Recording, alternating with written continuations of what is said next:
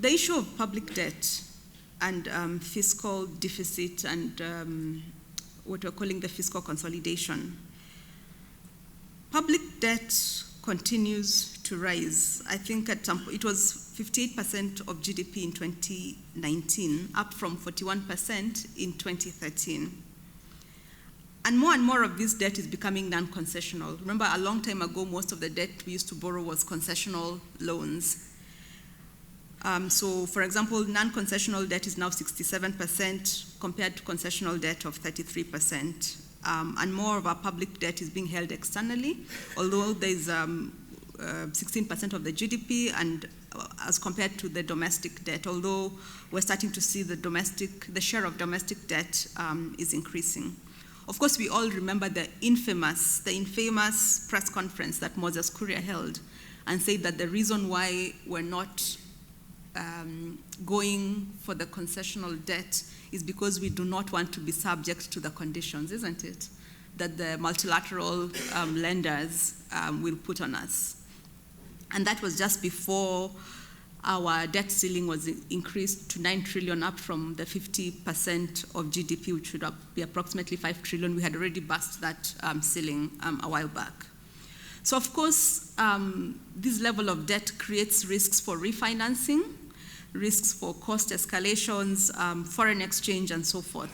I always said if we ever did a scenario analysis and looked at what would happen if the exchange rate, I remember talking to one organization earlier in the year, and I think that's when the shilling was misbehaving, and they told me they were really, really concerned because I would say maybe 90% of their debt is denominated in foreign currency. And the minute the shilling moves by 1 shilling, the dollar exchange rate moves by 1 shilling, that adds significant liabilities on their balance sheet. And it was, I mean, it's a huge, huge risk factor for us. And because of this, you find that the IMF elevating our debt stress rating from low to moderate in 2018, really implying that the public debt level is less sustainable when you compare it to previous periods. And we've seen the national government really focusing on areas of fiscal consolidation, trying to reduce how much we're spending and so forth. And so one of the things that we're really saying here is that there is a direct correlation between the level of debt and our low economic growth, and the high unemployment and high poverty and our weak socioeconomic outcomes.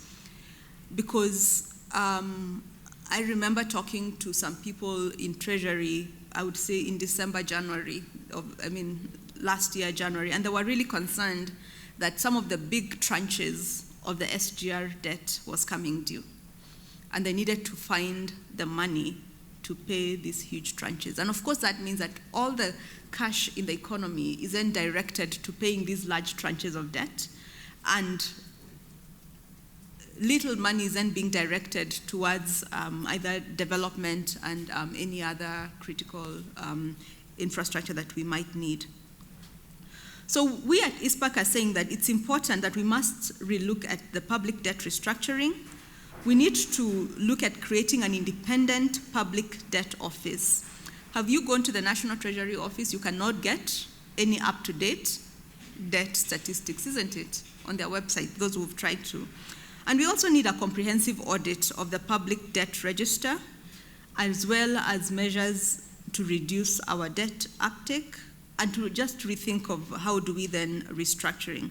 We should also start having open and candid discussions on alternative methods of financing or reducing our fiscal deficits. We want to promote the role of whistleblower protection, but we know the repercussions that face accountants when you have whistleblower issues, when you call out matters.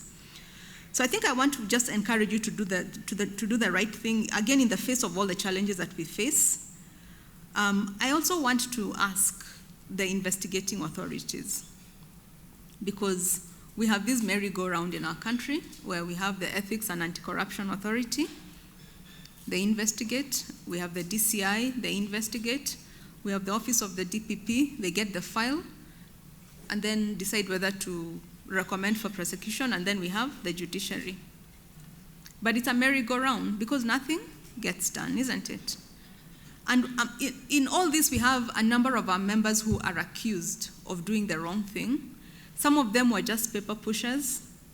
And when we look at how some of the loopholes within the Public Procurement Act, we look at some of the loopholes within the Accountants Act, we look at the loopholes within the Public Finance Management Act, and it's an area we're really pursuing as an institute in terms of how do we close some of those loopholes.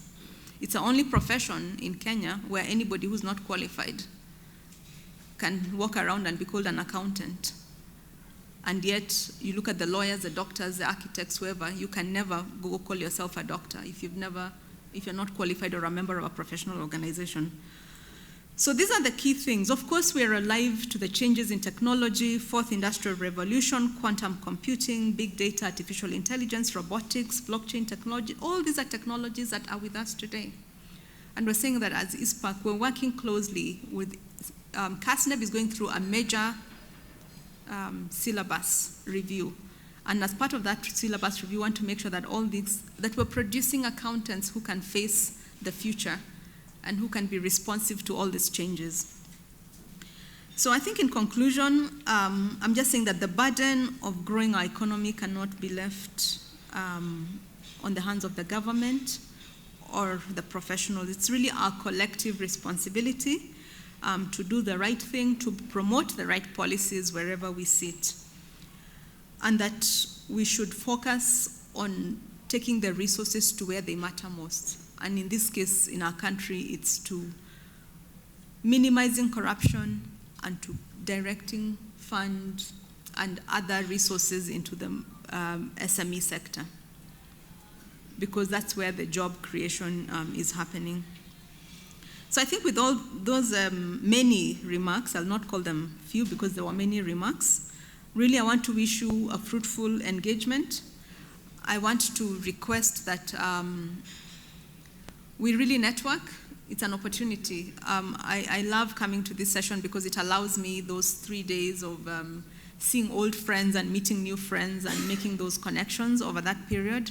So let us do that, and let us have candid conversations, because as you know, the BPS has been released, the budget policy statement has been released. Icpak is giving our input. Whatever matters we're collecting at this session for about the next 3 days will be collated, and is what will then be part of what Icpak is recommending to the National Treasury in terms of changes to the budget policy statements. And hopefully we can make some changes in the direction where our